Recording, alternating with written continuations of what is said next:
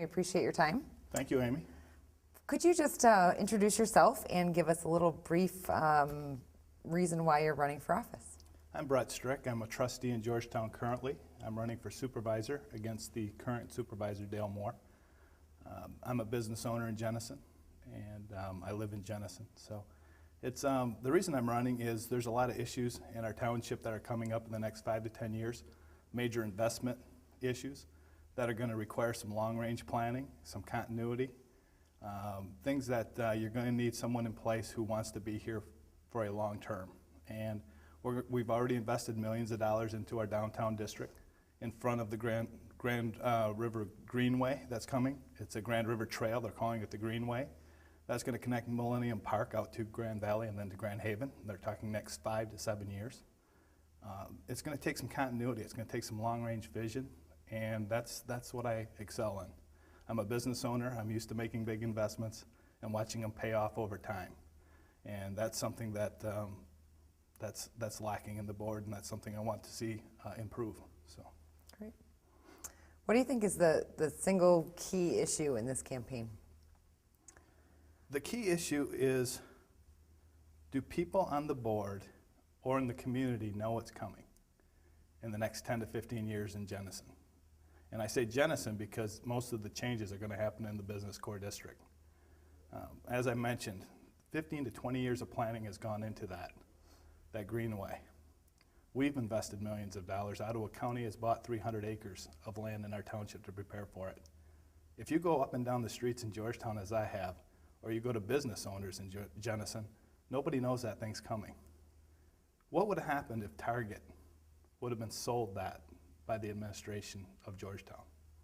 What if Dale Moore or Dan Carlton would have put together a comprehensive vision of the next 10 to 15 years and put that in front of them and said, this is coming, our demographics are the strongest in Ottawa County. We have 17% of the population, we have the highest median income, we have the highest home values, other than Blendon. We're growing at 17% rate during the census, the other ones are detracting. All this is coming in the next 10 to 15 years in Georgetown. Why aren't you staying? What if we would have did that 20 years ago with Kmart? You know, who's going to turn the lights out here when the last person leaves in the business district? And why are they leaving? We have the strongest demographics in Ottawa County, and we have businesses leaving. And I think that's the big issue. The big issue in our township is, why isn't the people of the township and the business owners, why aren't they as confident as they need to be? So what do you see as the solution to that, and what expertise in particular do you bring to the table to put that solution into place? Well, we have a manager now. That is a change that happened in 2008. We have a superintendent that runs the day-to-day operations of the township. That used to be a job of the supervisor. The supervisor's role now is exactly that, is to promote the community, is to solve problems for individuals who come into the office, or business owners who want to come here and invest, is someone to take the roadblocks away, to solve the problems, make them comfortable. When I go into the community, that's not happening. This building is not a friendly place to enter. So when you say what needs to be done, we need to change the culture of the building.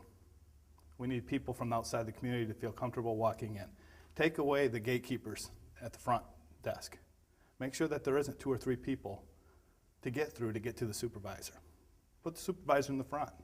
So when someone comes in and says, I have a problem doing this at my business, or I have a problem doing this at my home, the supervisor can lead that person to the person to take care of the problem.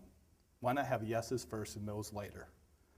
You know, we start with yeses, we don't start with no's. And most people in this community, business owners included, think no's come first. That's the main issue of this campaign is, what type of culture do you want your township office to be? Do you want it to be an owner-driven mentality where the township knows that the residents and the business owners own the township? Or do you want it to be a township where the people in the building think they own the people? And we own the township, we're the taxpayers. We pay the taxes residentially, 85% of the tax base. The businesses pay 15%. That's who funds the township, that's who owns it. So the opportunity is, tell them what's coming, tell them how strong we are, and make them confident to stay. Okay. If you're elected to supervisor position, what would you do to help the business community in the township, and what burdensome regulations would you reevaluate or readdressed to make it friendlier for the business community? I'm not the one to answer that, the business community is.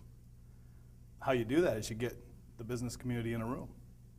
You encourage them to pool together as business districts like we had talked about. It's never been encouraged by the township.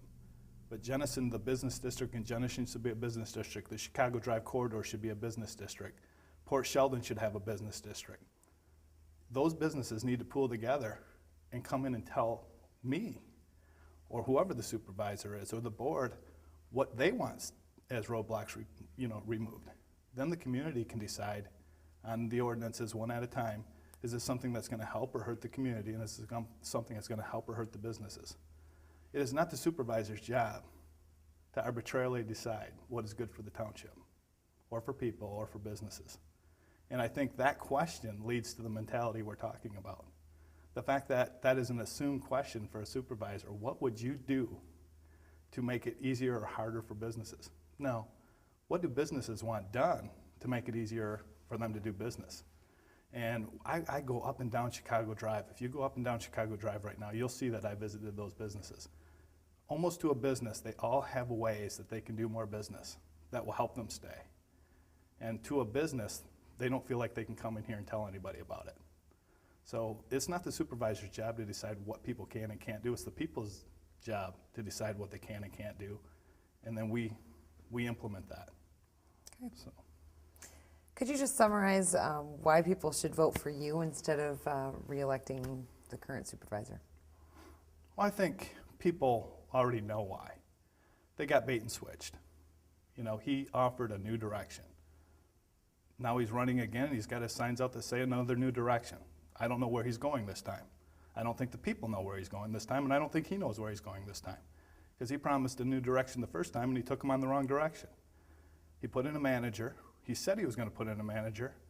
Then he put in a superintendent. He bait and switched him there. He said, I'm putting in a manager. A manager, the board still has the authority. He appointed a superintendent and transferred all township authority to the superintendent, away from the board. Took away all representation of the people of the township. He told us he wasn't qualified, and he's proven that.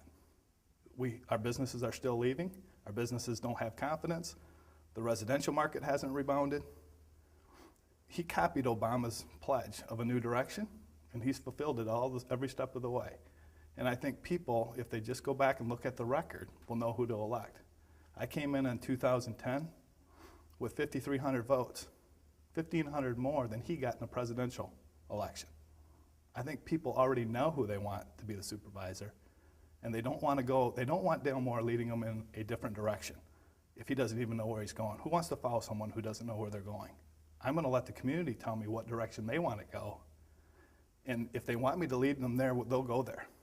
And that's why they should elect me.